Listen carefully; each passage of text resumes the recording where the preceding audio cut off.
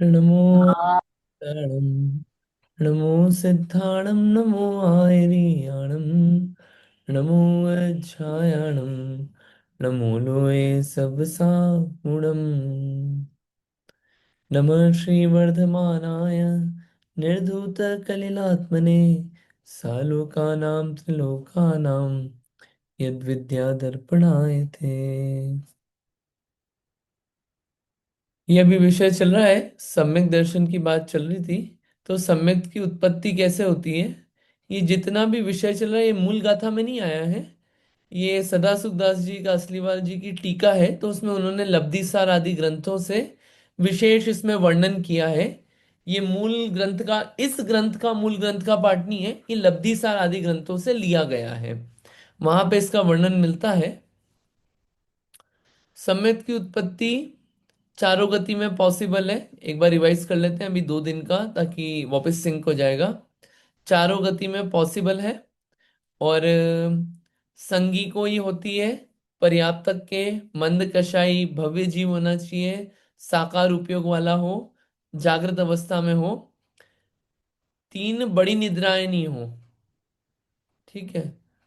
और 5वीं करण लब्धि के उत्कृष्ट अनिवृत्तिकरण परिणाम के अंतिम समय में होता है, प्रथमोपशम समय। तो ये 5वीं करण लब्धि, ये नाम आया। तो ऐसे 5 लब्धियां होती है: क्षयोपशम, विशुद्धि, देशना, प्रायोगिकरण लब्धि। लब्धि यानी प्राप्ति, विशेष परिणामों की प्राप्ति, उसके द्वारा ही सम्यक की प्राप्ति होती है। तो क्षयोपशम लब्धि अपन ने कल देखा था कि क्षयोपशम लब्धि में क्या होता है कि अनुभाग जो है अप्रशस्त प्रकृतियों का, पाप रूप प्रकृतियों का उदय आएगा। लेकिन अनंत गुणा हर समय में, अनंत गुणा हीन हीन होके, गुणा नहीं, अनंत गुणा घट घट के उदय में आएगा। ठीक है, उसका जो उदय आएगा, उसका अनुभाग जो रहेगा, पहले मान लीजिए 100 की डिग्री से वो इफेक्ट देता था, अब वो क्या करेगा, सेकंड समय में आया तो मान लीजिए 10 की डिग्री से, फिर उसके बाद 0.01 की डिग्री से, फिर 0.0001 की डिग्री से। ये एग्जाम्पल दे रहा हूं मैं आपको।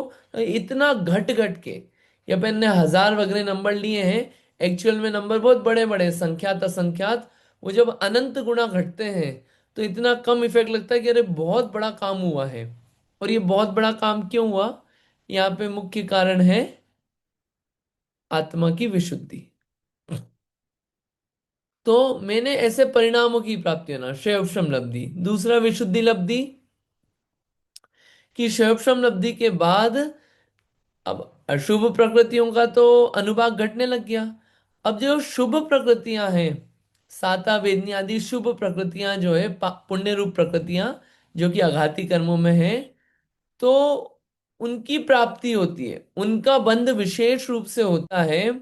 शुभ भावों की प्राप्ति होने के कारण धर्मानुराग रूप विशेष परिणाम होता है, और अशुभ कर्मों का रस देना कम हो जाता है, तो संक्लेश परिणाम भी घट जाते हैं।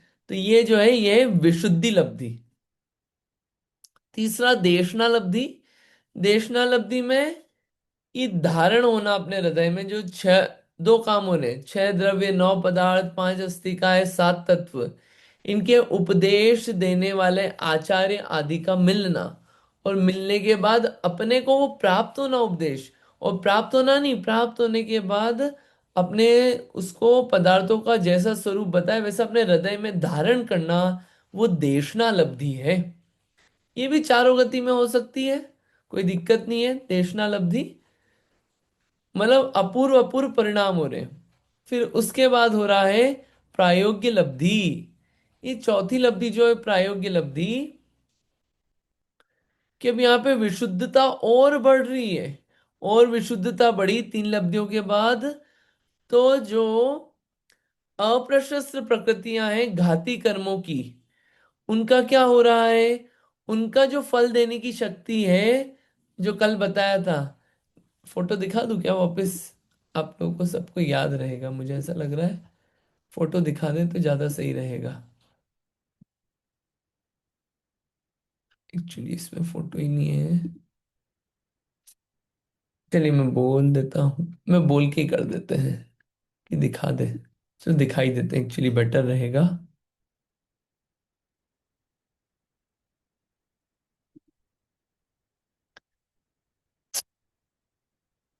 ओके, ठीक है, बोल के ही कर लेते हैं, कुछ प्रॉब्लम आ रही। ओके। तो जो प्रायोगिक अवधि में क्या होता है, जो पाप रूप कर्म है उनका अनुभाग फल देने की शक्ति कैसी हो जाती है? चार चीजें होती है: लता, दारू, शैल, अस्थि। शैल अस्थि रूप नहीं रहता, ऐसा कड़कपना, इतना ज्यादा अनुभाग नहीं रहता। लता और दारू का भी छोटा सा भाग ऐसी हो जाती है। दूसरा, जो अघाती कर्म है उसमें जो पाप रूप प्रकृतियां हैं उनका फल कैसा हो जाता है? नीम और कांजी रूप, विष और हलाल रूप में वो फल नहीं दे पाती। और जो पुण्य रूप प्रकृतियां हैं उसका अनुभाग बढ़ता जाता है अमृत शर्करा की तरफ। चार चीजें होती है: गुड़, खांड, शर्करा, अमृत। तो शर्करा और अमृत रूप में, मतलब ये कि अच्छी चीजों का तो फल ज्यादा बढ़ेगा, उसकी शक्ति ज्यादा मिलेगी। और जो बुरे प्रकृतियां उनका जो फल है वो क्या है? कम अनुभाग, कम शक्ति से दे पाएगा। ठीक है, उदाहरण अपन ने कल देखे थे, मैं उसको डिटेल में नहीं जा रहा हूं कल। और क्या काम हो रहा है? जो कर्म प्रकृतियां इतने टाइम से बांध रखी है, पड़े हुए हैं, तो वो कर्म बहुत सागरों तक के बंधे हुए हैं। उनकी लिमिटेशन क्या हो जाती है? वो 1 करोड़ से एक कोड़ा कोड़ी सागर के बीच में रह जाती है कर्मों की स्थिति, सत्ता में जो रखे हुए हैं। वैसे तो बहुत ज्यादा हो सकती है संख्या तो सागरों की, लेकिन कितनी? इतनी सी ही रह जाती है प्रायोगिक लब्धि के समय में। ये सब क्यों बता रहे हैं? और क्या होता है इसमें कार्य? 34 बंधापसरण होते हैं। 34 स्थान ऐसे आते हैं जहाँ पे ऐसी ऐसी प्रकृतियां होती है जिनका बंधन रुक जाता है, नाश नहीं हुए कर्म लेकिन उनका बंधन नहीं होगा। इतने विशुद्ध परिणाम है कि 34 प्रकार के बंधन हो ही नहीं सकते। वैसा कार्य होता है, ये कल अपन ने देखा था। तो इतना सब। और एक होता है स्थिति बंधापसरण, कि स्थिति भी जो है वो अब क्या घट घट के बंधती है, कर्मों की जो स्थिति है वो घट घट के बंधती है। बंधेंगे तो सही, लेकिन घट घट के बंधेगी खूब, उतनी ज्यादा ज्यादा नहीं बंधेगी। मतलब अभी देखिए इतने बड़े बड़े काम जो हो रहे हैं ये सब क्विकली होते हैं अंतर मुहूर्त में। लेकिन ये सब इतने सब कैसे हो सकते हैं कि सागरों की आयु को इतना कम कर दिया, प्रकृति जो बन रही थी उसको कम कर दिया। और जो फल आएगा वो कहाँ बिल्कुल विष और हलाल रूप में दे सकता था, अब नीम, कड़वास नीम जितनी रह जाएगी, कहाँ जहर और हलाल जितनी रहती। ये सब क्यों हो पाया? इसका कारण एक है, वो है आत्मा की इतनी विशुद्धि हो जाती है। ये है प्रायोग्य लब्धि तक। अब ये जो लब्धियां हैं चार, ये चार तो अभव्यों को भी हो जाती है, भव्य जीवों में भी कई बार हुई। आगे नहीं बढ़ पाए करण लब्धि में बहुत सारे लोग। अपने को भी कई बार प्रायोगिक लब्धि तक हुई हो सकता है। कई बार अपने को देशना लब्धि, विशुद्धि लब्धि, शैवश्रम लब्धि, ये सब हुई। थोड़ी मंद कषाय हुई, आत्मा में विशुद्धता हुई, हो गई। कि अब जो बंधन हो रहा है, जो फल दे रहे हैं कर्म, वो क्या है? उनका अनुभाग घट घट के आ रहा है। इतनी विशुद्धि हो गई किसी समय में, हो गई हो। लेकिन उतने मात्र से काम नहीं होता। काम तो क्या है विशेष? करण लब्धि रूप। करण लब्धि होती है तो सम्यक्त्व का काम चालू होता है। ये करण लब्धि सिर्फ भव्य जीवों को ही होती है। और करण लब्धि में भी अनिवृत्तिकरण के अंतिम समय में शैवक्षमिक, सॉरी, प्रथमोपशम समेत की प्राप्ति होती है। अब करण जो है, कषायों की मंदता से जो अत्यंत विशुद्ध परिणाम हुए, हर लब्धि में जो विशुद्धता है वो बढ़ती जा रही है परिणामों की। सबसे ज्यादा काल जो है वो है अध प्रवर्तकरण का, उससे कम अपूर्वकरण का, और उससे कम अनिवृत्तिकरण का। सबका टाइम फ्रेम जो है इन परिणामों का वो अंतर मुहूर्त है। अंतर मुहूर्त यानी कि आवली से ऊपर और 48 मिनट्स के अंदर, ये अंतर मुहूर्त का प्रमाण होता है। अंतर मुहूर्त भी छोटे बड़े बड़े से बहुत सारे अंतर मुहूर्त होते हैं। ठीक है, जैसे अपन बोलते हैं लाख, लाखों हैं, तो लाख भी बहुत सारे टाइप के हैं। 1 लाख, 1 लाख एक, 1 लाख 2, 1 लाख 3, 20 लाख, 50 लाख, तो लाख भी बहुत टाइप के हैं ना। ऐसे अंतर्मुहूर्त भी बहुत टाइप के हैं। तो ये छोटा, बहुत छोटा सा अंतर्मुहूर्त है, सब मिला के भी अंतर्मुहूर्त होगा। अंतर्मुहूर्त के भी ऐसे असंख्यात भेद हैं। इतना अपन ने पढ़ा था। अब आज से अध प्रवर्तकरण आदि की बातें चलेगी। इनको अपन पढ़ते हैं, समझने का ट्राई करेंगे। शॉर्ट में ही रखेंगे इसको, ज्यादा डिटेल नहीं लेके जाएंगे। पढ़िएगा। आई होप थोड़ा सा रिवाइज हुआ होगा। जो लोग आज नए आए हैं उनको हो सकता है थोड़ा डिफिकल्ट लगे, लेकिन डरना मत, सब समझ में आएगा। चलिए, पढ़िएगा इसको, इस अध प्रवर्तकरण के। अनम्यूट करिएगा और पढ़िएगा। मैं पढ़ती हूँ। हम्म। इस अतः प्रवर्तकरण के काल में अतीत, अनागत, वर्तमान, त्रिकालवर्ती अनेक जीवों संबंधी इसी कारण के विशुद्धता रूप परिणाम असंख्यात लोक प्रमाण हैं। वे परिणाम अतः प्रवर्तक करण के जितने समय हैं उतने में समान वृद्धि लिए प्रति समय बढ़ते रहते हैं। इस करण के नीचे के समय के परिणामों की संख्या और विशुद्धता ऊपर के समयवर्ती किसी दूसरे जीव के परिणामों से समानता लिए होती है, यानी मिलती है। इसीलिए इसका नाम अतः प्रवर्तक करण है। इसके परिणामों की संख्या और विशुद्धता के लिए लौकिक दृष्टांत, अलौकिक संदृष्टि, गौमटसा तथा लब्धिसार में है। वहां से विशेष जानना। यहाँ इतना बड़ा विस्तार कैसे लिखें, लिखने से ग्रंथ बहुत बड़ा हो जाएगा। थोड़ा और अतः प्रवर्तकरण के परिणामों के प्रभाव से चार आवश्यक होते हैं। एक तो प्रति समय अनंत गुणी विशुद्धता की वृद्धि होती है। दूसरा स्थितिवंद अपसरण होता है। स्थिति बंद होता था उससे घटता घटता स्थिति बंद करता है। तीसरा, साता वेदनीय से लगातार प्रशस्त कर्म प्रकृतियों का प्रति समय अनंत गुणा बढ़ता हुआ गुण, खांड, शर्करा, अमृत के समान चार प्रकार का अनुभाग बंद होता है। और चौथा, असाता वेदनीय आदि अप्रशस्त कर्म प्रकृतियों का प्रति समय अनंत गुणा घटता हुआ निम्ब, कांजीर के समान दो प्रकार का अनुभाग बंद होता है। विष हलाहल रूप नहीं होता है। इस प्रकार अधप्रवर्तकरण के परिणामों से चार आवश्यक होते हैं। अधप्रवर्तकरण का काल अंत मुहूर्त बीत जाने पर अपूर्वकरण होता है। अधप्रवर्तकरण के परिणामों से अपूर्वकरण के परिणाम असंख्यात लोग गुणे हैं। सो वे अनेक यानी नाना जीवों की अपेक्षा कहे हैं। एक जीव की अपेक्षा एक समय में एक ही परिणाम होता है। एक जीव की अपेक्षा तो जितने समय अपूर्वकरण के अंत मुहूर्त के काल के हैं उतने परिणाम हैं।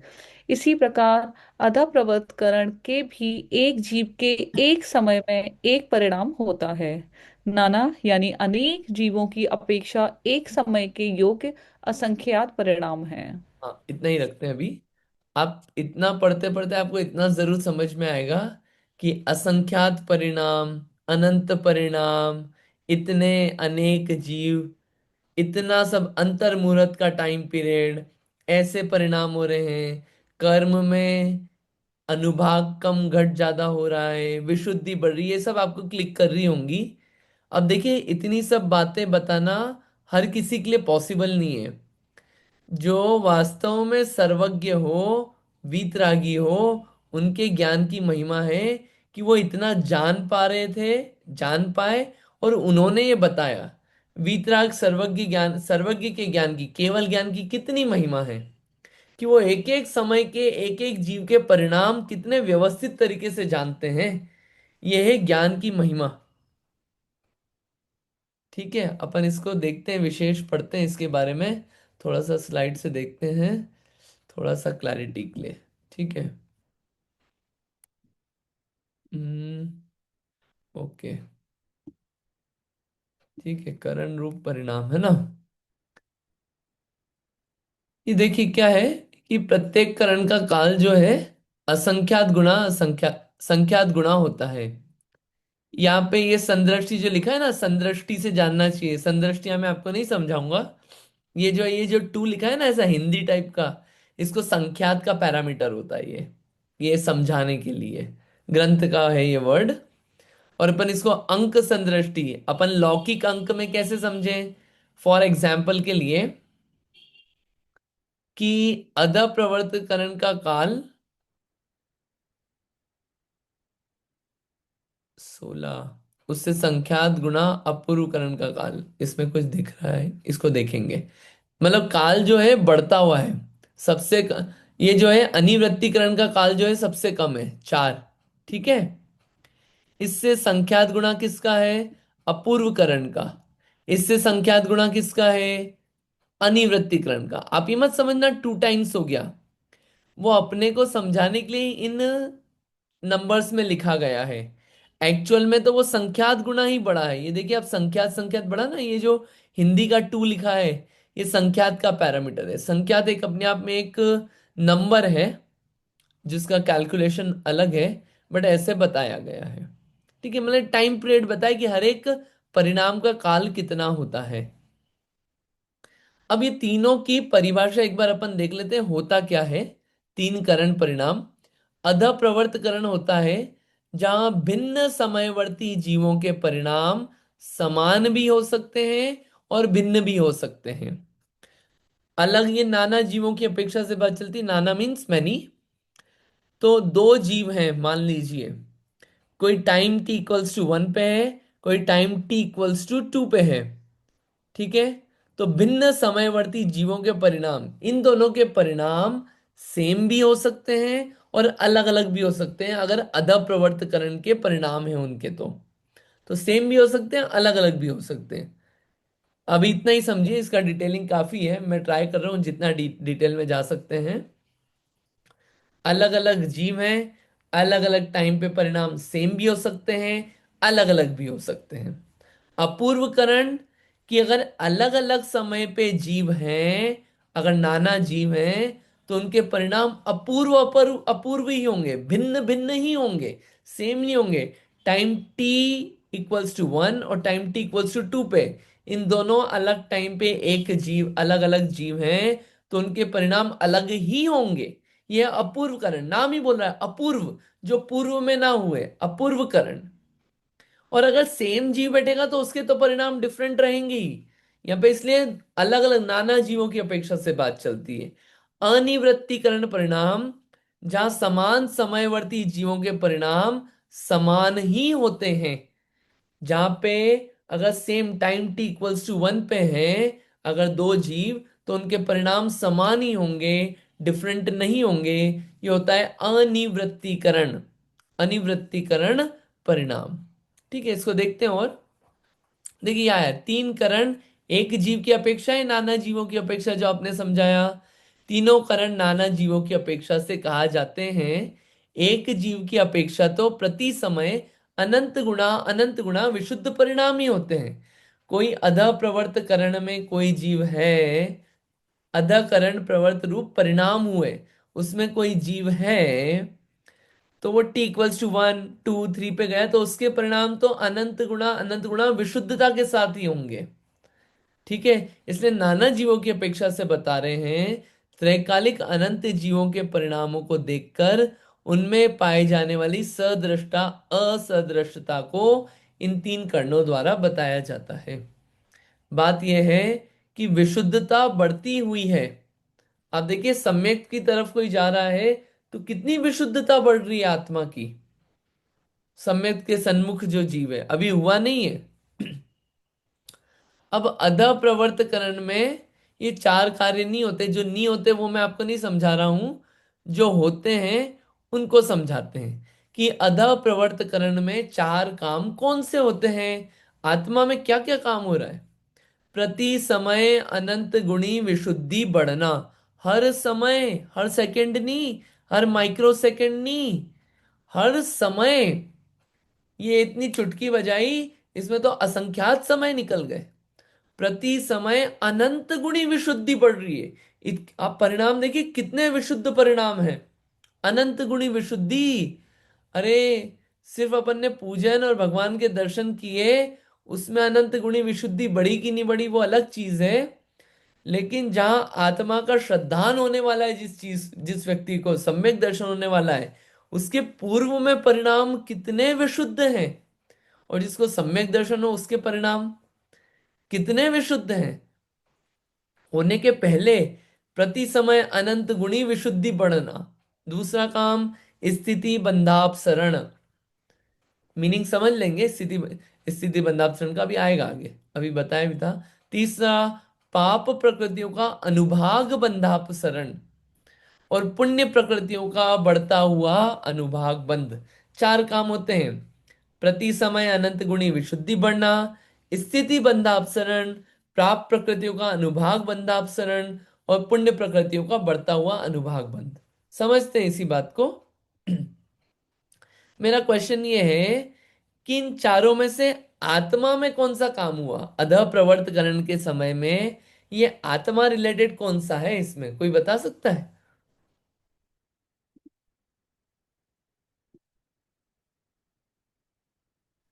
प्रति समय अनंत गुणी विशुद्धि बढ़ना। बराबर। प्रति समय अनंत गुणी विशुद्धि बढ़ना ये आत्मा में हुआ, और उसका फल ये हुआ कि कर्मों में स्थिति बंधापसरण हुआ, पाप प्रकृतियों का अनुभाग बंधापसरण हुआ, और पुण्य प्रकृतियों का अनुभाग बंधु का बढ़ता हुआ अनुभाग हुआ। ठीक है, जीव में एकमात्र होने वाला काम। बाकी तीन आवश्यक जीव के परिणाम के निमित्त से होता है, नवीन कर्मों के बंधने वाले में। ये अधः प्रवर्तकरण में चार कार्य हो रहे हैं। देखिए, अब इसको समझते हैं। अनंत गुणी विशुद्धि बढ़ना, सेकंड काम है अनुभाग बंध बढ़ना। तो जो प्रशस्त, अब वापस इसको समझा देते, कल भी बात हुई थी। अधः प्रवर्तकरण में और क्या होता है? जो पुण्य प्रकृतियां हैं। अब पुण्य प्रकृतियां घातिया में है कि अघातिया में है? अघातिया में है। घातिया तो सारी पाप रूप ही है, उनका फल पाप ही है पूरा। ठीक है। पुण्य रूप घातिया कर अघातिया में, जैसे कि शुभ आयु, शुभ नाम कर्म, जैसे सुस्वर, सुभग, यश कीर्ति, प्रशस्त विहायो गति, वज्र वृषभ नाराज सैनन, जो तीन शुरू के सैनन है, ये सब शुभ प्रकृतियां हैं। त्रस जाति, है कि नहीं, तीर्थंकर नाम कर्म, निर्माण, और शुभ स्पर्श आदि होना, ये सब क्या है? ये सब पुण्य प्रकृतियां हैं। उच्च गोत्र, साता वेदनी, ये सब पुण्य प्रकृतियां हैं अघातिया की। इनका बंधन जो होगा, बंधन तो होगा, अभी बंधन का नाश तो नहीं किया, बंधन होगा। पुण्य प्रकृतियों का विशुद्धि बढ़ी है, बंधन तो होगा। तो बंधन होते वक्त जो उनका फल देने की शक्ति है, वो क्या होगा? वो और बढ़ बढ़ के बंधन होगा। मतलब अच्छी चीजें तो और अच्छे से फल देगी। मतलब इनाम मिल रहा है तो 100 रुपए 200 रुपए नहीं मिलेगा, करोड़ों मिलेंगे। तो बंधन जो हो रहा है, सुंदरता तो मिलेगी। सुंदरता कैसी मिलेगी? और बढ़ बढ़ के सुंदरता मिलेगी। आवाज तो अच्छी मिलेगी, लेकिन कैसी? बहुत अच्छी मिलेगी। जब आवाज देने वाले थे स्टेज पे ताली बजने वाली, आपको आवाज ऐसी देंगे कि दुनिया के सब लोग ताली बजाएंगे आपके लिए। ये क्या? पुण्य प्रकृतियों का अनुभाग बढ़ता हुआ। इसलिए शास्त्र में उदाहरण आता है, गुड़ खांड शर्करा अमृत। गुड़ से ज्यादा मीठा खांड, खांड से ज्यादा मीठा शर्करा, और शर्करा से ज्यादा मीठा अमृत। तो जो बंधन होगा ये बढ़ता हुआ होगा ऐसा, आत्मा की विशुद्धता। तीसरा अनुभाग बंधापसरण।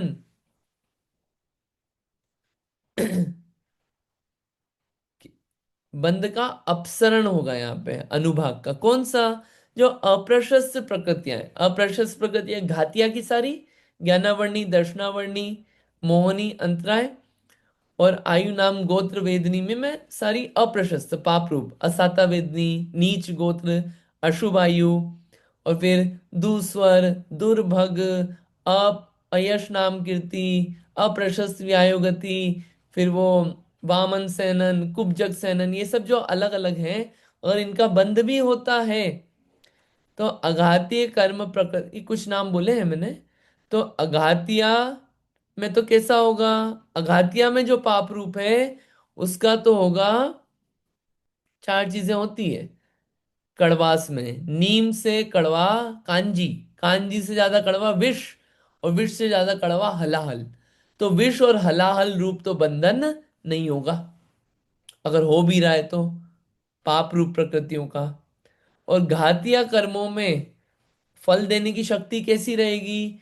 एक होता है कठोर एकदम शैल जैसा पत्थर, उससे कम होता है हड्डी, उससे कम कठोर होता है दारू, पेड़ की वो जो होती है ना ये पेड़, और उससे कम कठोर होता है लता, बेलें जो होती है।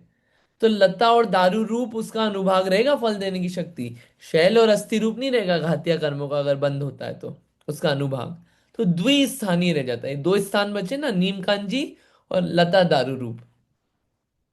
ये सब आप देखिए कि फल देने की शक्ति कम कैसे हुई। वो विशुद्धता बता रहे हैं आत्मा की, कि सम्यक के पूर्व विशुद्धता कितनी गजब की है। ठीक है। और एक था स्थिति बंधापसरण, ये आया, बंधने वाले समस्त कर्म तो बंध रहे हैं अभी, आठों सातों कर्म, आयु तो हर समय नहीं बनता है। तो प्रत्येक अंतर मुहूर्त में पल्य का असंख्यातवा भाग प्रमाण घट घट कर बंधती है।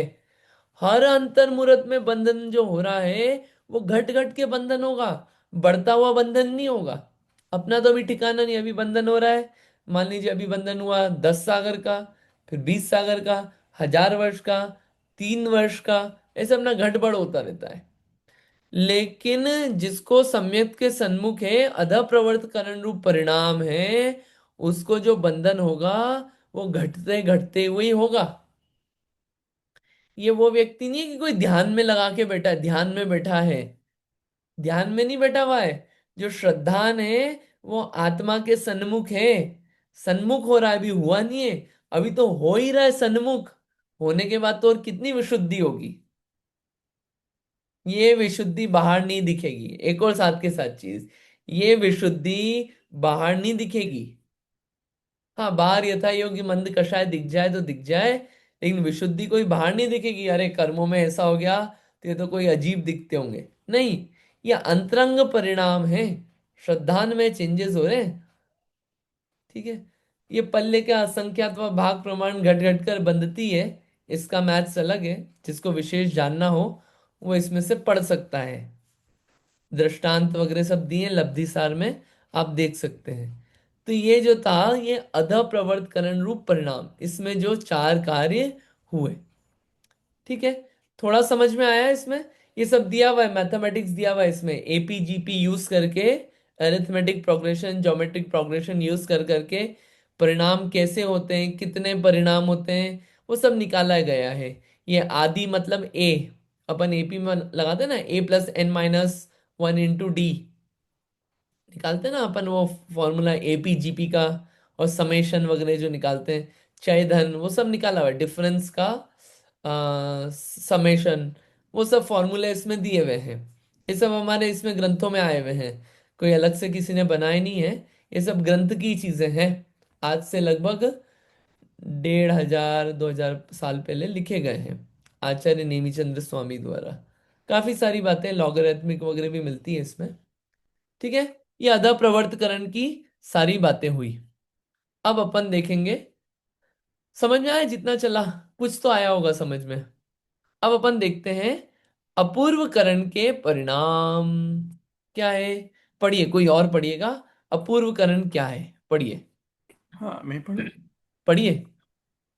ओके। वे अपूर्व कारण के परिणाम भी प्रति समय समान वृद्धि सहित बढ़ते रहता है।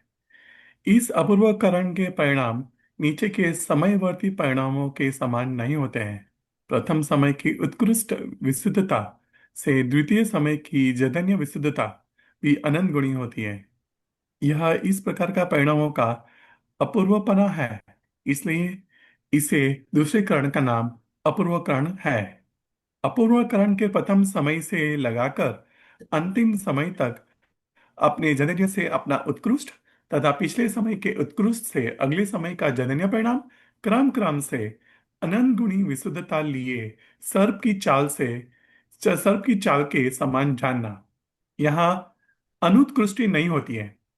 अपूर्वकरण के पहले समय से लगाकर जब तक सम्यक मोहनीय मिश्र मोहनीय का पूर्ण काल, जिसमें गुण संक्रमण करके मिथ्यात्व को सम्यक्त्व मोहनीय मिश्र मोहनीय रूप परिणाम परिणाम ले व्यक्ति है उस काल के अंतिम समय तक गुण श्रेणी निजरा, एक गुण संक्रमण, दूसरा स्थिति खंडन, तीसरा अनुभाग खंडन, ये चार आवश्यक होते हैं। अधःकरण के प्रथम समय से लगाकर उस गुण संक्रमण के पूर्ण होने के काल तक स्थितिबंध अपसरण होता है। यद्यपि प्रायोगिक लब्धि से ही स्थितिबंध अपसरण प्रारंभ हो जाता है, तथापि प्रायोगिक लब्धि वाले जीव को सम्यक तो होने का अनवस्थित स्थापना है, नियम नहीं है। इसलिए उस स्थितिबंध अपसरण को गिनती में नहीं लिया है, महत्व नहीं दिया है। स्थितिबंध अपसरण का काल और स्थिति कांकोत्करण का काल, ये दोनों समान ही अंतर्मुख के मात्र के हैं। पहले जो बांधा था वह सत्ता में कर्म परिणामों रूप द्रव्य, उसमें से निकाल कर जो द्रव्य गुण श्रेणी में दिया उसे उससे गुण श्रेणी के काल में प्रति समय असंख्यात गुणी क्रम से पंक्तिबद्ध जो निजरा होती है उसे गुण श्रेणी निजरा कहते हैं। वो पहला। हाँ ठीक है। दूसरा जो गुण संक्रमण है, प्रीति समय गुणाकार के अनुक्रम से विविध विविक्षित प्रकृति के परिणामों का पलटकर अन्य प्रकृति रूप हो जाना, उसे गुण संक्रमण कहते हैं। वो गुण संक्रमण हो जाता है। हम्म। और पहले बांधी हुई उन सत्ता में रहने वाली कर्म प्रकृतियों को स्थिति का घटना, तो स्थिति घट रही है तो वो स्थिति खंडन को कहते हैं, वो तीसरा। और चौथा है वो अनुभव खंडन, पहले बांधी हुई उन सत्ता में रहने वाली अशुभ कर्म प्रवृत्तियों का अनुभाग को घटाना, वह अनुभाग खंडन है। बढ़िया, ये और पढ़ लीजिए। जी हाँ। इस प्रकार ये चार कार्य अपूर्वकरण में अवश्य होते हैं। अपूर्वकरण के प्रथम समय संबंधी प्रशस्त अप्रशस्त प्रकृतियों का जो अनुभाग सत्व है, उससे अपूर्वकरण के अंतिम समय में उसके प्रशस्त प्रक्रिया का अनंत गुणा बढ़ता व अप्रशस्त प्रक्रिया का अनंत गुणा घटता अनुभाग सत्व होता है। यहाँ प्रति समय अनंत गुणी विशुद्धा होने से प्रशस्त प्रकृति का अनंत गुणा तथा अनुभाग कारक के महत्व के कारण अप्रशस्त प्रकृति का अनंतवा भाग अनुभाग अंत के समय के होना संभव है। इन स्थिति खंडन आदि होने का विधान का कथन बहुत विस्तार से लब्धिसार ग्रंथ में जानना। यहां से प्रकरवश संक्षेप में लिखा है, अपूर्व कारण में कहे गए स्थिति खंडन आदि विशेष कार्य या अनिवृत्ति कारण में भी होते हैं। ये क्लास पैराग्राफ विशेष इतना जी जानना हाँ, मुझे पता। विशेष इतना जाना। हम्म। यहाँ समान समयवर्ती अनेक जीवों के परिणाम समान ही होते हैं, क्योंकि जितने अनिवृत्तिकरण के अंतर्मुहूर्त के समय है उतने ही अनिवृत्तिकरण के परिणाम है। इसलिए प्रति समय एक ही परिणाम होता है। यहाँ जो स्थिति खंडन व अनुभाग खंडन आदि का प्रारंभ है वह किसी दूसरे अनुप्रात प्रमाण अनुसार ही होता है। अपूर्वकरण संबंधी स्थिति खंडन आदि जो अपूर्वकरण के अंतिम समय में ही समाप्त हो गए थे। यहाँ पर अंतःकरण विधि भी कहीं है जो श्री लब्धिसार जी ग्रंथ से जानना। बस इतना ही रखते हैं अभी। ये मेन मेन जो बहुत डिफिकल्ट पार्ट था उसका लग सकता है, वो सब अपन ने पढ़ा है अभी। फिर भी उसको जितना पढ़ेंगे समझेंगे, ऐसी बात नहीं है। अपूर्वकरण इसमें बहुत सारी बातें हैं कि कैसे आता है, कैसे परिणाम सेम बनते हैं, डिफिकल्ट बनते हैं, कौन सी रचना है। काफी सारी बातें लब्धिसार ग्रंथ में है। अपन डरे नहीं, लेकिन आपको इतना समझ में आया होगा ये विषय पढ़ते वक्त एक उपयोग बड़ा सूक्ष्म हुआ। मतलब कंसंट्रेशन बढ़ता है, इतने डिफिकल्ट टॉपिक्स पढ़ो ना। तो इसीलिए कहा जाता है कि जिसको अपने परिणाम को बहुत सूक्ष्म करना हो, अपने उपयोग को सूक्ष्म करना हो, वो करणानुयोग का अध्ययन अवश्य करे पूरा। तो इतनी नई नई बातें मिलेगी और चीजें ऐसी दिखने लगेगी। तो इसलिए करणानुयोग, गोमटसार जीव कांड, कर्म कांड, लब्धि सार, क्षपणासार, धवला ग्रंथ, ये सब इतने सूक्ष्म करते हैं उपयोग को, पढ़ने लायक ग्रंथ है। अपूर्वकरण के परिणाम।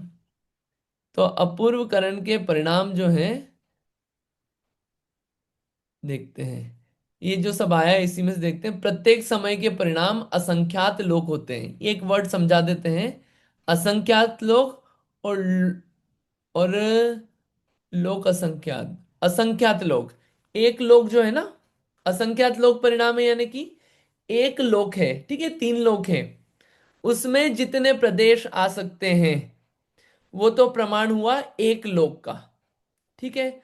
अब आप ऐसे तीन लोक जितने असंख्यात लोक बनाओ और उसमें प्रदेश बनाओ। प्रदेश यानी कि जितना हिस्सा एक छोटा परमाणु अ, अ, ग्रहण करता है, जितना चाहिए उसको, एक परमाणु को जितनी स्पेस। तो ऐसे प्रदेश बने छोटे छोटे, कितने बनेंगे, बहुत सारे प्रदेश बन जाएंगे, असंख्यात प्रदेश लोक में। ऐसे आप असंख्यात लोक बनाओ तो कितने प्रदेश हो जाएंगे, बहुत सारे। तो जितने वो प्रदेश बने उतने परिणाम होते हैं अपूर्वकरण के। इसलिए लिखा है असंख्यात लोक होते हैं। वे प्रत्येक समय के परिणाम सदृश वृद्धि से बढ़ते जाते हैं, यानी कि वो इक्वल परिणाम जो होते हैं वो बढ़ते जाते हैं।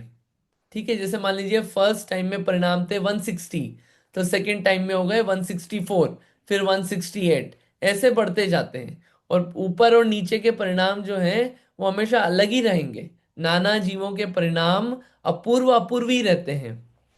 ठीक है। मैथमेटिकली इसको नहीं बता रहे, ये विषय फिर लब्धि सार में चला जाएगा। अपने को भी रत्नकरण नहीं रखना है इसे। अपूर्वकरण क्या है? चूंकि ऊपरी तन समयवर्ती जीवों के परिणाम अधः स्तन समयवर्ती जीवों के परिणामों के साथ सदृशता नहीं रखते, सेम नहीं होते। ऊपर और नीचे के जीवों के परिणाम अपूर्व अपूर्व भी होते हैं। प्रत्येक समय में पूर्ववर्ती परिणाम पुंजों से अपूर्व अपूर्व ही परिणाम होते हैं। इसलिए इस करण को, इन परिणामों को क्या बोलते हैं? अपूर्व करण, अपूर्व करण। ठीक है। स्वरूप और शॉर्ट कर दिया। भिन्न समयवर्ती जीवों के परिणाम कैसे रहेंगे? भिन्न ही रहेंगे। लेकिन सेम समय पे जीव हैं तो उनके भिन्न भी हो सकते हैं और समान भी हो सकते हैं। ये है अपूर्वकरण। ठीक है। ठीक है। ये अनुकृष्टि से मैं आपको नहीं समझा रहा, ये विषय फिर अलग चला जाएगा। इसलिए डायग्राम्स वगैरह हैं कि फर्स्ट समय पे परिणाम, फिर सेकंड समय पे कलर से यही बताया कि अपूर्व अपूर्व हो रहे हैं परिणाम। इसको अनुकृष्टि रचना बोलते हैं। ठीक है। आगे चलते हैं अपन। परिणामों की विशुद्धता समझ में आई ना? देखिए, प्रथम समय के जगन्य परिणाम से उसी समय के उत्कृष्ट परिणामों की विशुद्धि अनंत गुनी है। चलिए इस फोटो पे आ जाते हैं एक बार। ये देखिए, ये प्रथम समय है। अब यहाँ पे देखिए लेफ्ट में और राइट में ग्रीन कलर जो है चेंज हो रहा है। ठीक है, यहाँ पे कलर चेंज हो रहा है, येलोइश भी। तो ये जो फर्स्ट समय पे, प्रथम समय में जो ग्रीननेस है वो आगे जाके चेंज हुई। तो जो शुरू में परिणाम है उससे एंड का परिणाम और अपूर्व होगा, भले ही प्रथम समय में है। तो जीव अगर यहाँ पे लेफ्ट में है, राइट में है, मतलब जीव, मतलब इसको स्केल में नहीं रखेंगे, उसके परिणाम कौन से हैं, तो अपूर्व अपूर्व ही होंगे। ये बताने के लिए ये सब डायग्राम है। ठीक है। जो आया था ना यहाँ पे, एक और बात आई थी, देखिए उसको भी बता देते हैं। मतलब वो वर्ड ख्याल आ जाए कि लिखा क्या है किस अपेक्षा से, फिर आप विशेष पढ़ना उसको। देखिए यहाँ पे एक बात आई थी। आया था ना कुछ सर्पाकार।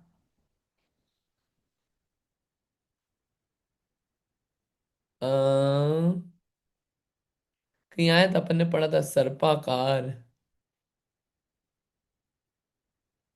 अनंत गुणी विशुद्धि।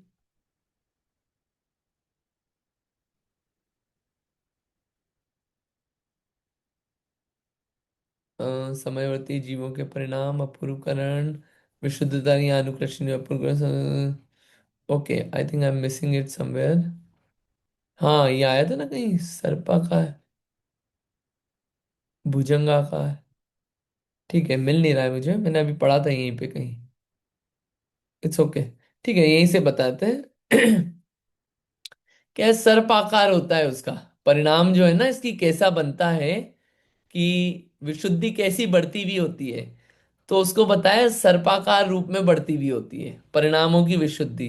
अब वो कैसे क्या बनती है वो देखिए वो अलग विषय है, उन सबको मैं अभी यहाँ पे ज्यादा डिटेल में नहीं जा रहा हूँ। मुद्दे की बात जो आई यहाँ पे, चार आवश्यक, जैसे चार आवश्यक अधाकरण के हैं वैसे चार आवश्यक अपूर्वकरण के भी हैं। पहला है गुण श्रेणी निर्जरा, दूसरा गुण संक्रमण, तीसरा स्थिति कांडक घात, चौथा अनुभाग कांडक घात। स्थिति यानी टाइम फ्रेम कर्मों का, अनुभाग यानी फल देने की शक्ति। ठीक है। गुण संक्रमण, गुणाकार रूप से संक्रमण होता है कर्म के परमाणु का।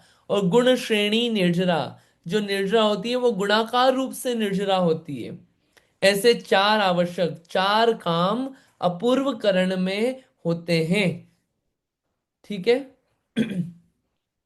कौन से उसमें होते हैं? जो सत्ता में रखे हुए कर्म उसमें, जो बंधते हैं उसमें नहीं, जो उदय में आ रहे हैं उसमें नहीं, जो सत्ता में रखे हुए कर्म हैं उनमें ये चार काम होते हैं।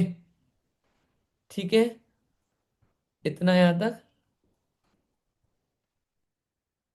इतना यहां पे, ये इतना हुआ है ना। ये आवश्यक कब तक होते हैं? अ, स्थिति बंधापसरण पढ़ लिया था ना अपन ने। मैं और देख रहा हूँ इसमें और कुछ बताना है। गुण श्रेणी निर्जरा क्या है? सत्ता में स्थित कर्मों की प्रति समय असंख्यात गुणाकार रूप से निर्जरा होना। मतलब हर समय, जैसे मान लीजिए शुरू में गए 10 परमाणु, तो अगली बार जाएंगे 1000, फिर उसके बाद 10 लाख, फिर 10 करोड़, ना ऐसे गुणाकार रूप से निर्जरा होती जाती है कर्मों की। क्योंकि परिणामों की जो विशुद्धि है वो बढ़ती जा रही है हर समय। तो इस सत्ता में स्थित कर्मों का ऐसे निर्जरा होती है। अभी तो सम्यक दर्शन हुआ नहीं है, उसके पहले निर्जरा चालू हो गई। उसके पहले चालू हो जाती है वो विशुद्धता। सम्यक के सन्मुख जीवे, आप ये देखिए सम्यक दर्शन की महिमा कि सम्यक के सन्मुख है, अभी हुआ नहीं है, उसके पहले ही इतनी विशुद्धि है, गजब के काम चालू हो जाते हैं। ठीक है, इसका भी मैथ्स है, कैसे घटती है बढ़ती है, मैथ्स पे अभी नहीं जा रहे। ठीक है। गुण श्रेणी निर्जरा, गुण श्रेणी निर्जरा भी होती है, गुणाकार रूप से ये काम होते हैं। इन बातों को कभी विशेष लेंगे, अभी अपने को रत्नकरण श्रावकाचार्य से डिविएट नहीं होना है। बट मैं आपको एक विशेष जो दिखाना था मुझे, वो मैंने आपको दिखाने का एक प्रयास है यहाँ पे। आप बाकी किसी को विशेष जानना हो तो लब्धि सार देख लेना, लब्धि सार पे आपको काफी मिल जाएंगे, इसी वेबसाइट पे मिल जाएंगे लेक्चर्स भी। हम्म। देखिए और इसमें जो काम हुए ना, कांडक घात अगर इसमें होगा तो मैं आपको बता दूंगा, नहीं तो अपन आगे चलते हैं। ये देखिए सब रचना है कि नीचे के परिणाम ऊपर के परिणाम से सेम होंगे, कलर वगैरह बता के समझाया गया है। हुआ तो अगली क्लास में, एक आध क्लास में इन बातों को ले लेंगे। ठीक है, ये सब बातें हैं। इसमें एक बात और आई थी अच्छी, कि प्रायोगिक लब्धि में भी स्थिति बंधापसरण हो रहा है। बट वो और अभी में अंतर क्या है? प्रायोगिक लब्धि वाला जरूरी नहीं है कि सम्यक दर्शन तक पहुंच पाए, लेकिन जो यहाँ पे अपूर्व करण में है वो आगे सम्यक दर्शन की तरफ जाएगा ही, क्योंकि वो भव्य है, वो जाएगा, उसको वो काम होंगे। ठीक, इतना समझ में आया थोड़ा थोड़ा कैसा कैसा कार्य होता है। अब अपन पढ़ते हैं इसके आगे, जो सम्यक दर्शन होता है उपशम सम्यक आदि, वो क्या होता है, क्या क्या काम होते हैं, वो अपन यहाँ पे देख लेते हैं। ठीक है, आगे पढ़िएगा कोई और। इसमें कुछ चीजें मैंने छोड़ी, एक आध दो लाइनें, उसको और विशेष अपन देखेंगे आगे आने वाले दिनों में, लेकिन अभी एक दिन में ज्यादा भारी नहीं हो जाए। हाँ। जय जिनेन्द्र, मैं पढ़ती हूँ। हम्म। उपसम सम्यक्त्व, यहाँ यह कहना चाहते हैं कि अनिवृत्तिकरण के अंतिम समय में दर्शन मौनीय तथा अनंतानुबंधित चतुष्ट प्रकृतियों के प्रकृति, प्रदेश, स्थिति, अनुभाग का सब प्रकार से उदय होने की अयोग्यता रूप उपशम होने से तत्वार्थों के श्रद्धान रूप सम्यक दर्शन को पाकर औपशमिक सम्यक दृष्टि होता है। वहाँ प्रथम समय में ही द्वितीय अवस्था में रहता हुआ मिथ्यात्व के द्रव्य को स्थिति कांडक, अनुभाग कांडक, घात बिना ही गुण संक्रमण का भाग मिलाकर मिथ्यात्व के द्रव्य के तीन भाग मिथ्यात्व, सम्यक्त्व, मौनीय कर देता है। ठीक है, इसमें ये बता रहे हैं एक उपशम सम्यक्त होता है। अनिवृत्ति अपूर्वकरण के बाद अनिवृत्तिकरण होगा। अनिवृत्तिकरण के अंतिम समय में क्या होता है, जो दर्शन मोहनी है, दर्शन मोहनी और अनंतानुबंधी की चार प्रकृतियां क्रोध मान माया लोभ, चारित्र मोहनी के भेद ना। तो इन प्रकृतियों के प्रत्येक प्रकृति प्रदेश स्थिति अनुभाग बंधन चार प्रकार का होता है। प्रकृति प्रदेश स्थिति अनुभाग बंध का सब प्रकार से उदय होने की अयोग्यता रूप उपशम सम्यक में क्या होगा। अब इन प्रकृतियों का दर्शन मोहनी और अनंतानुबंधी की चार प्रकृतियों का न प्रकृति बंध होगा, न प्रदेश, न स्थिति, न अनुभाग बंध, कुछ नहीं होगा इन प्रकृतियों का उपशम सम्यक दृष्टि को, क्योंकि उपशम हो गए ये कर्म जो है अब दब गए। क्यों हुआ ये, तत्वार्थों के श्रद्धान रूप, तत्वार्थ का श्रद्धान हो गया, सात तत्व का अपनी आत्मा का श्रद्धान हो गया। लेकिन वो श्रद्धान कैसा है, फिटकरी जैसा, फिटकरी डाली तब तक नीचे बैठे हुए हैं गंदगी, वैसे ही जब तक श्रद्धान बना हुआ है तब तक ये कर्म बैठे हुए हैं, अभी उदय में नहीं आएंगे, उनका बंधन नहीं होगा। ये क्या है, नहीं उदय में नहीं आएंगे, बंधन नहीं, उदय में नहीं आएंगे। ये उपशम सम्यक्त्व है को पाकर औपशमिक सम्यक दृष्टि होता है।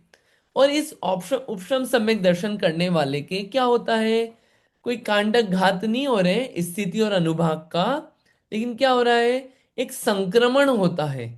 संक्रमण यानी कि इसमें क्या होता है कि जो मिथ्यात्व कर्म है उसके तीन टुकड़े हो जाते हैं, सम्यक मिथ्यात्व और सम्यक प्रकृति रूप।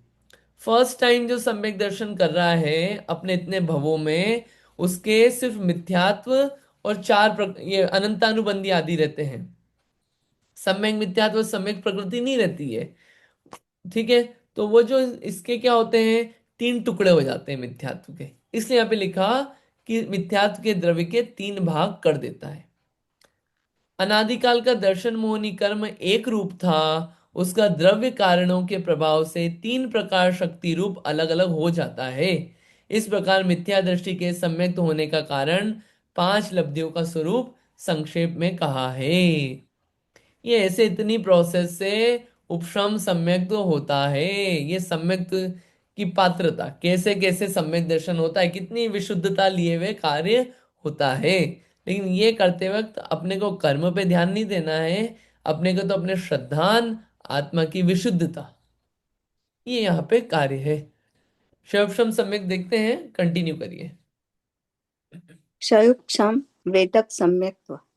इस उपशम सम्यक्त्व के रहने का जघन्य कम से कम काल तथा उत्कृष्ट अधिक से अधिक काल अंतर्मुहूर्त तक ही है।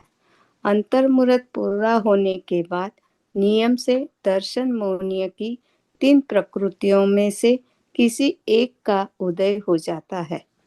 यदि सम्यक्त्व मौनीय प्रकृति का उदय आ गया तो उपशम सम्यक्त्व से छूटकर पलटकर वेदक सम्यक्त्व हो जाता है।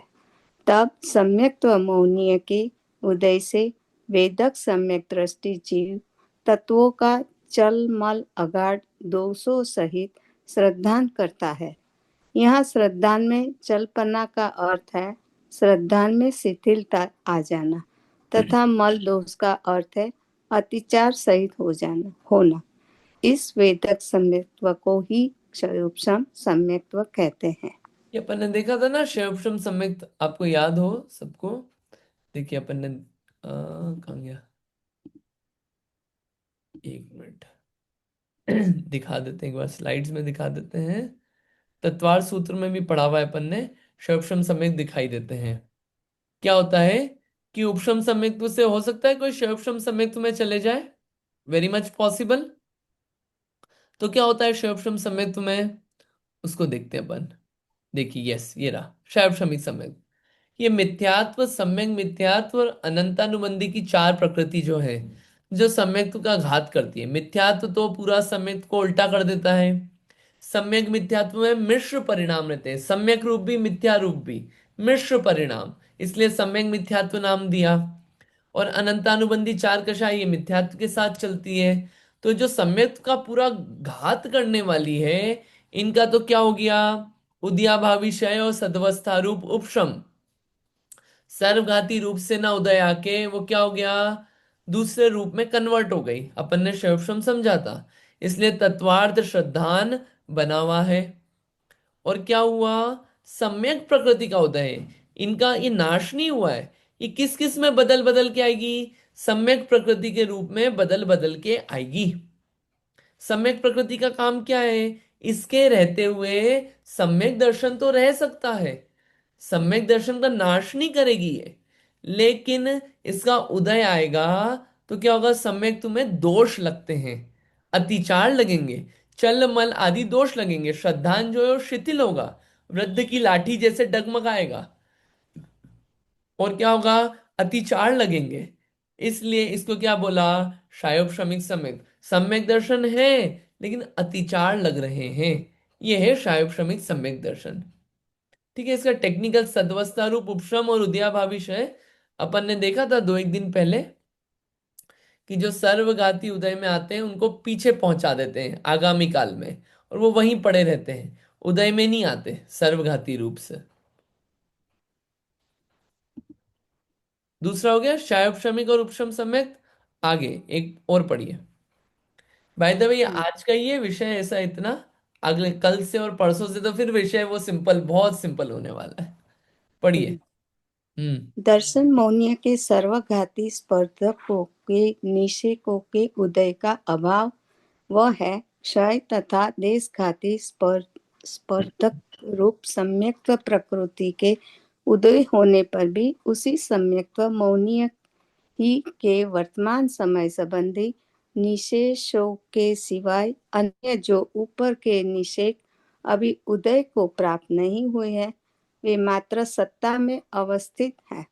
उसे कहा है कि उपशम ऐसे कर्मों की क्षय और उपशम रूप अवस्था होने से क्षयोपशम सम्यक्त्व होता है।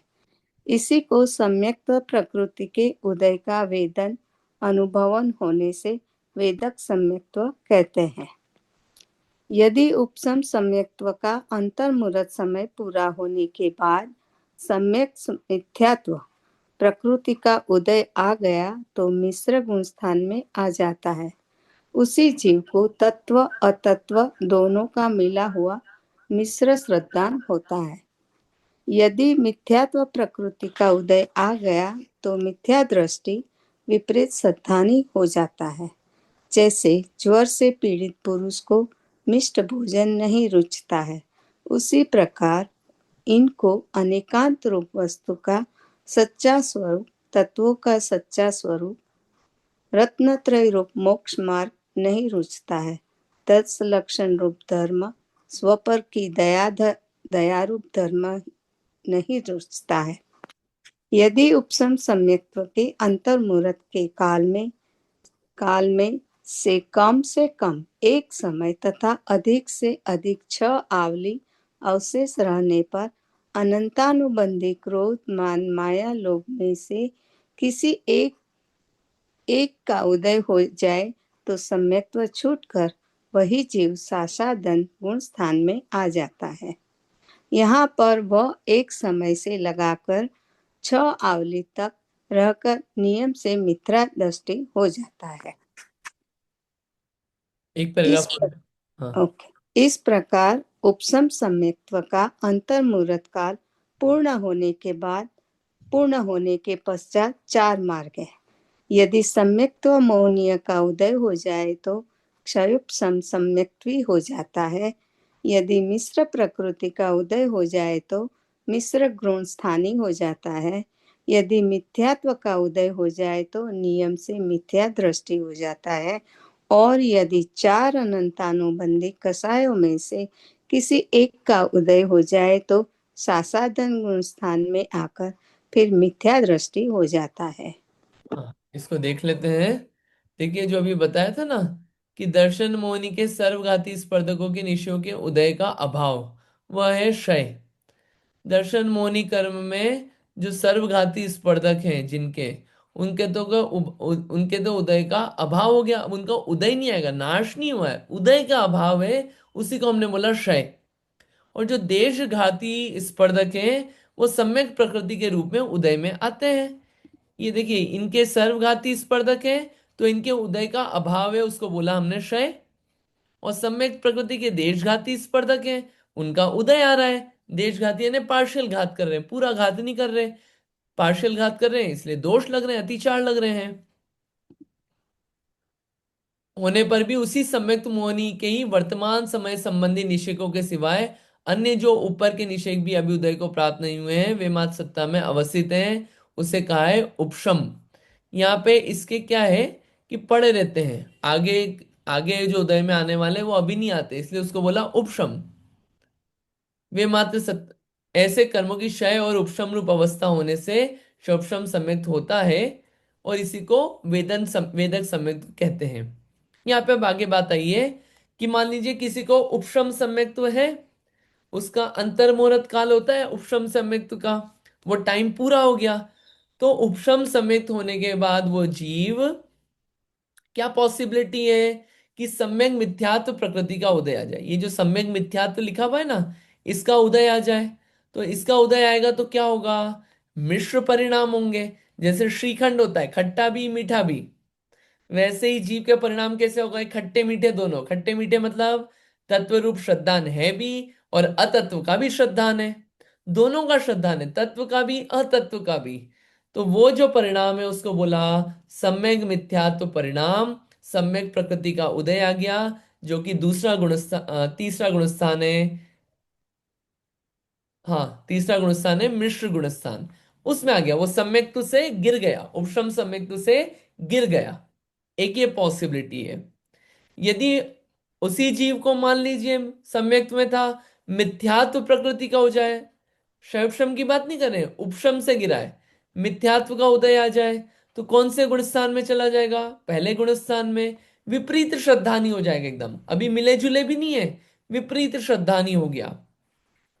विपरीत श्रद्धानी हो गया यानी कि जैसे कोई बीमार है, उसको आप हलवा दो मीठा, तो उसको मीठा हलवा पसंद नहीं आता। वैसे ही मिथ्यात्व से जो बीमार है, उसको धर्म पसंद नहीं आता।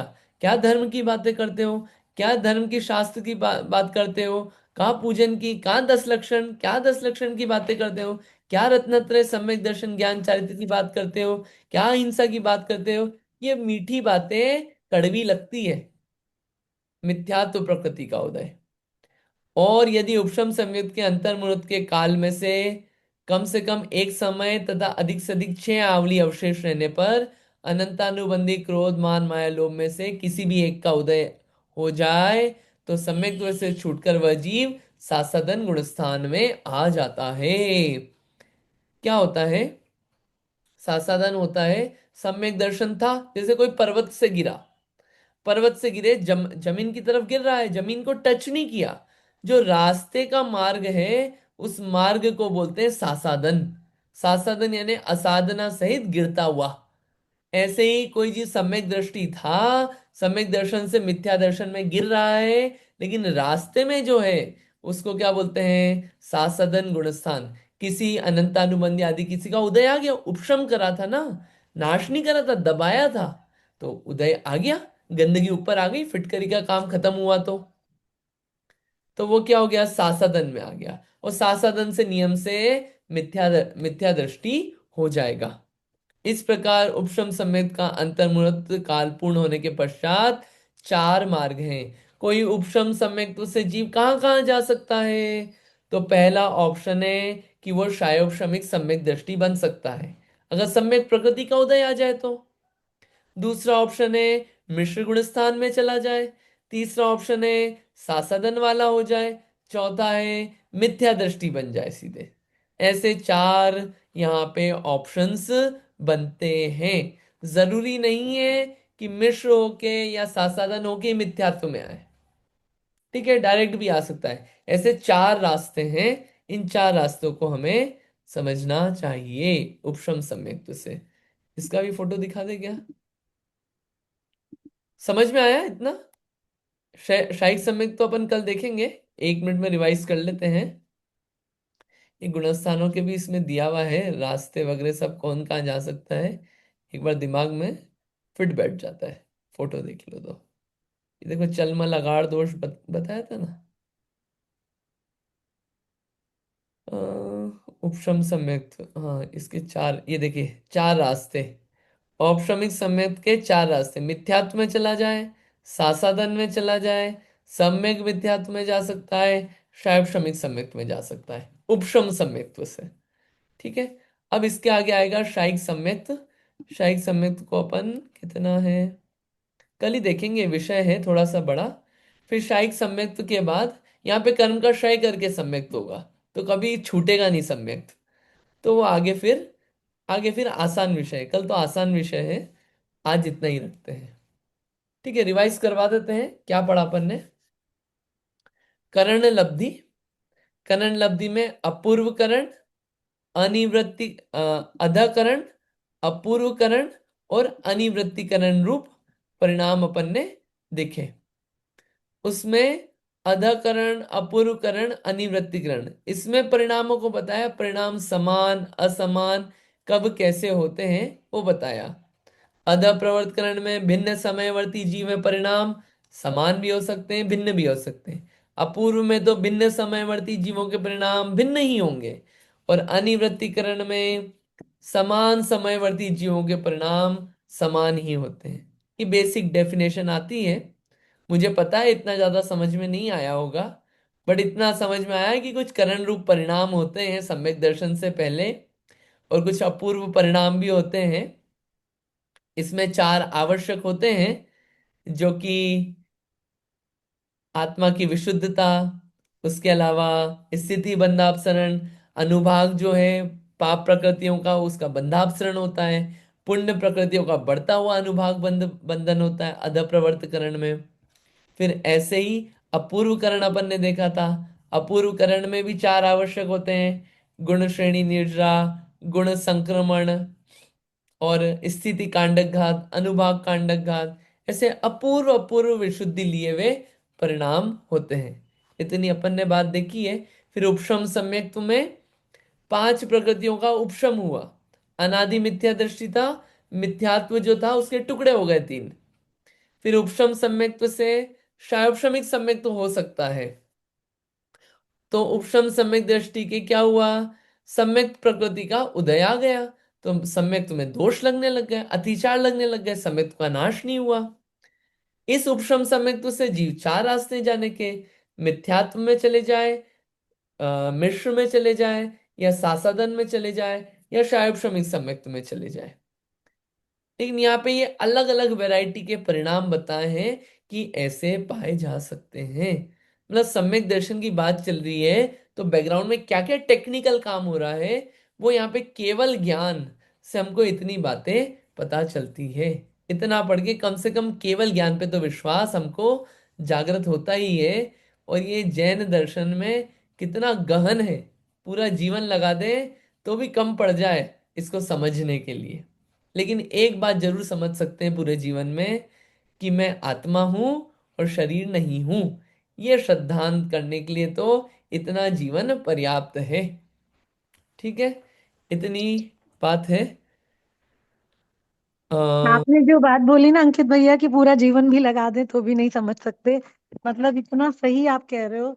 क्योंकि जब हम आचार्यों के इन ग्रंथों को पढ़ते हैं ना, तो इतनी खुशी होती है कि यार हमने ऐसे तीर्थंकरों के कुल में जन्म लिया। क्योंकि मैंने दूसरे धर्मों के बारे में भी देखा है, गीता मतलब बहुत एनालिसिस लोगों ने तरह तरह से किया है। लेकिन जितना जैन धर्म में सूक्ष्मता से हर चीज बताई गई, उसकी कहीं कल्पना तक नहीं है, कल्पना तक। तो बहुत बहुत आनंद आ रहा है, और आप बड़ा साइंटिफिकली बहुत अच्छा पढ़ा रहे हो। Thank you, thank you. Material काफी अच्छा है अपने पास ऑनलाइन, तो वो सब यूज हो जाता है। तो वो क्या है, इसमें आप और भी इसको पढ़ेंगे, जो आप साइंस बोले हैं कि काफी अन्य मतों से अलग है, आप समय सार आदि पढ़ेंगे, तो उसमें जीव को कैसा माना हुआ है अन्य मतों ने, वेदांतियों ने, सांख्यमतियों ने। जीव अधिकार पढ़ेंगे तो उसके 8 पॉइंट दिए हुए हैं, गाथा नंबर 49 से लगा के समथिंग कुछ है, 39 या 40, सॉरी 49 से कुछ पांच गाथाएं के बाद आता है कि वो जीव को कैसा मान रखा है। और फिर उसका खंडन किया आचार्य ने कि ऐसा क्यों नहीं है। वो इतनी सारी बातें दी हुई है। द्रव्य संग्रह पढ़ेंगे तो जीव कैसा मानते हैं और जीव है कैसा, उसके लिए जीव की जो गाथा आती है चौथी या पांचवी, उसमें पूरा द्रव्य संग्रह ग्रंथ में दिया। मतलब वो कैसे कैसे खंडन किया और अपनी बात का मंडन किया, वो पूरा यहाँ पे पूरा अच्छे से मिलता है। उसको पढ़े तो श्रद्धान अपना निर्मल होता जाता है। बढ़िया। आई होप थोड़ा थोड़ा समझ में आ रहा होगा। आप डरना मत, आगे अब आसानी चलने वाला है आगे तो।